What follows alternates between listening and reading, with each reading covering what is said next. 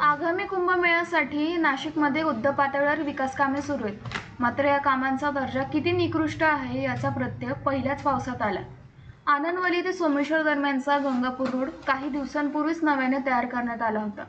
मात्र अवघ्या 2 दिवसांच्या पावसात हा रस्ता अनेक ठिकाणी खचला असून मोठमोठे खड्डे पडले. या खड्ड्यांमध्ये वाहने अडकून पडल्याने वाहन चालकांना मोठा मनस्ताप सहन करावा लागलाय. रस्त्याच्या कामासाठी वापरण्यात आलेल्या साहित्याच्या गुणवत्तेवरही आता प्रश्न उपस्थित केले जात आहे. कुंभमेळ्याच्या तयारीच्या नावाखाली निकृष्ट कामे होत असल्याचा आरोप नागरिकांकडून केला जातोय.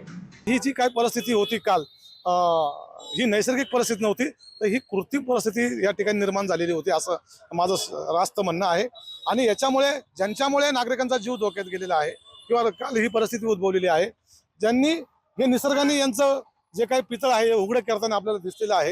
हे काही कोणी रस्ता खोदलेला नाही, हे पावसाचं पाणी बसून या ठिकाणी जमावून हा रस्ता बसलेला आहे आणि त्याच्यामुळे हे पितळ उघडकीस आलेलं आहे.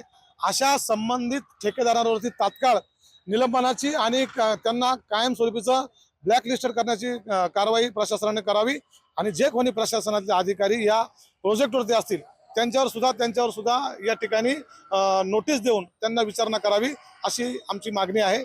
आणि जो शासनाने विश्वास टाकून जो शाश्वत विकास करण्यासाठी हा निधी या नाशिक शहराला एवढा मोठा देऊ केलेला आहे, त्या शासनाची सुद्धा डोळ्यामध्ये धूळफेक प्रशासन आणि कॉन्ट्रॅक्टच्या माध्यमातून झालेली आहे. महापालिका प्रशासनाने कामाच्या गुणवत्तेबाबत संबंधित ठेकेदारांना सूचना दिल्याचे सांगितले जात असले तरी प्रत्यक्षात परिस्थिती वेगळीच दिसून येते.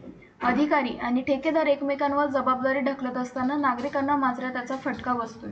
त्यामुळे दोषी ठेकेदारांना तातडीने ब्लॅकलिस्ट करून रस्त्याच्या गुणवत्तेची निष्पक्ष चौकशी करावी अशी जोरदार मागणी आता नाशिककरांकडून केली जाते. प्रतिनिधी अब्रार पेरजादे, आपलं नाशिक.